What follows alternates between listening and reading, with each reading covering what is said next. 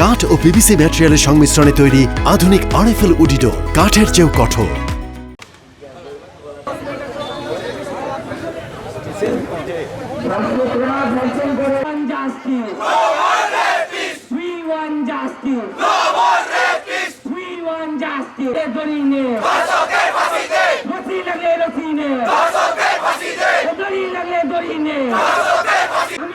তুমি কে? আমার মনের কান্না।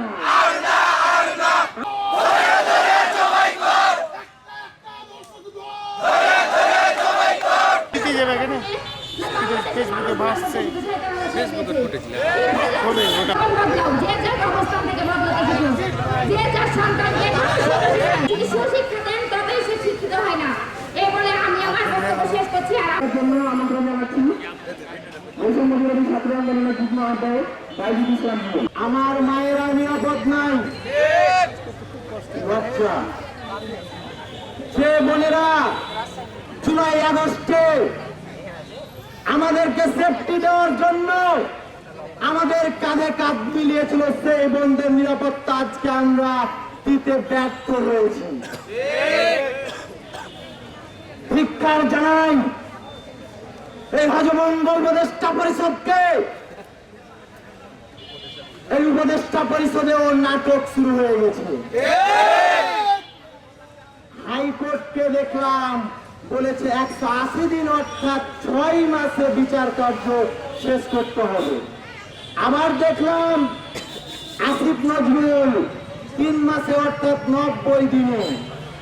আবার দেখলাম স্বরাষ্ট্র উপদেষ্টা কয় আমরা ধর্ষকের বিরুদ্ধে জিরো টলারেন্স। নাটক কম করো প্রিয়। নাটক শুরু করেছেন ফাইজলামি মিয়া। 5ই আগস্টে জুলাই আগস্টে রক্ত দিয়েছে, আমরা ফাইজলামি শুরু করছেন। শহীদদের রক্তের উপরে নাটক শুরু করেছেন। হাসিনার নাটক তো দেখেছি আমরা। নাট্যমঞ্চ 5ই আগস্টে ভেঙে দেয় নাই, আবার কিসের নাট্যমঞ্চ শুরু করেছেন। এই নাট্যমঞ্চ হাসিনার যেমন ভেঙে দিয়েছি, এই উপদেষ্টা মন্ডলী ভাঙতে আমাদের সময় লাগবে না। স্বরাষ্ট্র উপদেষ্টা এবং আসিফ নজরুল আইন উপদেষ্টা দুজনকে আমি হুঁশিয়ার করে দিচ্ছি, দ্রুত তোমরা যে কথা বলেছ 90 দিনের কথা বলেছ এটা ফিরিয়ে নাও। ধর্ষকের বিচার চিহ্নিত করা মাত্রই ব্যবস্থা নিবা। এতে সময় নেওয়ার কি আছে রে ভাই? এতে সময় নেওয়ার কিছুই নাই। সুতরাং হুঁশিয়ার করে দিচ্ছি, তোমাদের চেয়ার দেওয়ার মালিক আমরাই, চেয়ার টানার মালিকও আমরাই। আসিফ নজরুল বাড়াবাড়ি কইরো না, পিঠের চামড়া কিন্তু থাকবে না। উপদেষ্টা মন্ডলীকে বলে দিতে চাই, আপনারা দায়িত্ব না নিতে পারবেন, দায়িত্ব ছেড়ে দিন। এর আগেও দেখেছেন আমরা আমাদের উত্তরবঙ্গ থেকে, চাঁপাইনবাবগঞ্জ থেকে যোগ্য উপদেষ্টা বসাতে চেয়েছি, কিন্তু ওনারা তাদের কেন্দ্রীভূত একাকী রাজনীতি করতে চায়, একাকী ক্ষমতা চায়, সবকিছুই কেন্দ্রে রাখতে চায়, যার কারণে আমাদের উপদেষ্টাতে একজনও প্রতিনিধি দেন না। ওই প্রতিনিধি নিয়েও আমরা কিন্তু ঈদের পর একটি আলটিমেটাম দিয়েছি, আজকে আমার বন্ধের ধর্ষণের বিচার এবং নিরাপত্তা যদি না দিতে পারেন, আপনাদের এই উপদেষ্টা মন্ডলী এই ছাত্র জনতায় ভেঙে দিবে। শিশু ধর্ষণ হয়, এত কেন? এত কি জন্য ধর্ষণ হবে? প্রশাসনের চোখে কি ধুলো পড়েছে? এই যে আমাদের আইন উপদেষ্টা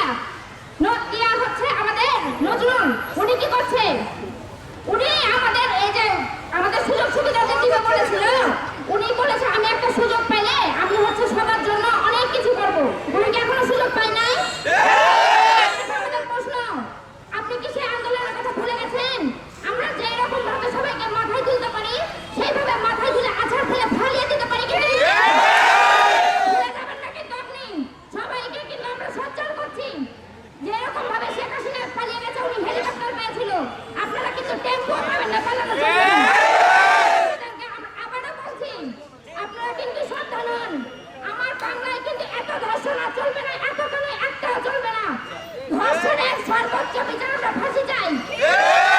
আমাদের সামনে না, আপনারা যদি না পারেন আমাদের জনগণের হাতে ছেড়ে দেন, আমরা নিজেরাই ওদেরকে শাস্তি দিয়ে দেবো। আপনারা যদি আমাদের এই সব নিয়ম কানুন হচ্ছে আমাদেরকে দিতে ব্যর্থ হন, আমাদের জানিয়ে দিন যে আমরা পাচ্ছি না, আপনারা পদত্যাগ করুন। আমরা জনগণই আমাদের জন্য যথেষ্ট। আমরা নিজেরাই নিজেদের বিচার করে নিতে পারবো। কিন্তু আমাদের বাংলায় কেন আপনারা বলবেন মেয়েদেরকে পর্দাশীল হতে? এটা হচ্ছে হ্যাঁ মানছে, এটা ইসলামে আছে, কিন্তু তা এই ইসলামে এটা আছে যে আপনাদের নজর ঠিক করুন। ইসলামকে শুধু মেয়েদের পর্দার মধ্যে আটকে রাখবেন না, নিজেদের নজর ঠিক করতে শিখুন। ছেলেদেরকে আবারও বলছি, যে নারী ছেড়ে আপনারা বের হন, সেই নারী কাঁদতে লজ্জা লাগে না? মানুষের বাচ্চা, আপনারা অমানুষের বাচ্চা।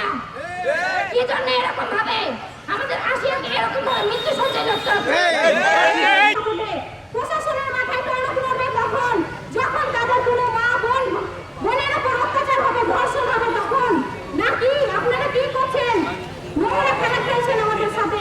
একজন ধর্ষক প্রমাণ হয়েছে, উনি ধর্ষক, তারপরে ওনার শাস্তি কিসের জন্য এত দেরিতে দেওয়া হবে? আমরা সাথে সাথে শাস্তির ব্যবস্থা করবেন। প্রশাসনকে জানিয়ে দিতে চাই, জুলাইয়ের যে নারীরা আন্দোলন করে দেশকে রক্ষা করেছিল, স্বাধীন করেছিল, তারা আবার জেগে উঠেছে। এত সহজে বাংলার মাটিতে কোনো ধর্ষকের ঠাঁই হবে না। আমরা নারী, তাই বলে দুর্বল মনে করিয়েন না। আপনারা নতুন জায়গায় বের হতে পারছি না, তাই বলে আপনারা দুর্বল মনে করিয়েন না। ধর্ষণের সর্বোচ্চ শাস্তি ফাঁসি। আমাদের একটাই দাবি, ফাঁসি চাই। ধর্ষণের জন্য ফাঁসি, ধর্ষণের দাবি, ধর্ষণের শাস্তি ফাঁসি দিতে হবে। এর উপরে কোনো শাস্তি নাই। জনসমক্ষে সবার সামনে লাইভের মাধ্যমে ধর্ষণের ফাঁসি দিতে হবে। যে ধর্ষকরা ধর্ষণ করছে তাদেরকে কেন প্রকাশ্যে গুলি করে হত্যা করা হচ্ছে না? তাদেরকে প্রকাশ্যে নিয়ে এসে গুলি করে হত্যা করা উচিত। এই দাবিতে আমরা এখানে মাঠে নেমেছি। ধর্ষক মামলার আলাদা ট্রাইব্যুনাল থাকতে হবে, 15 দিনের মধ্যে তদন্ত শেষ করতে হবে এবং 30 দিনের মধ্যে বিচার কার্যক্রম সবাইকে সবার সামনে প্রকাশ্যে সম্পূর্ণ করতে হবে। বাংলাদেশের বিচার ব্যবস্থার যে প্রমোশন, সেটা আমরা বরাবরই দেখে আসছি। এই ফ্যাসিস্ট রেজিম থেকে আমরা দেখে আসছি। পুলিশের কুখ্যাত এসপি আসাদুজ্জামান, যার হাতে ছাত্র জনতার রক্তের দাগ লেগে রয়েছে, তাকেও গতকাল জামিন দেওয়া হয়েছে দেশ ত্যাগ করার সুযোগ করে দেওয়ার জন্য।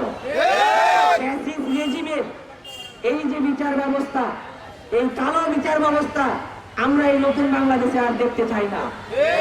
এই বিচার ব্যবস্থার কালো হাত ভেঙে দেওয়ার জন্য ছাত্র জনতা প্রয়োজনে আবারও রাজপথে নামতে প্রস্তুত হয়েছে। We want justice. We want justice.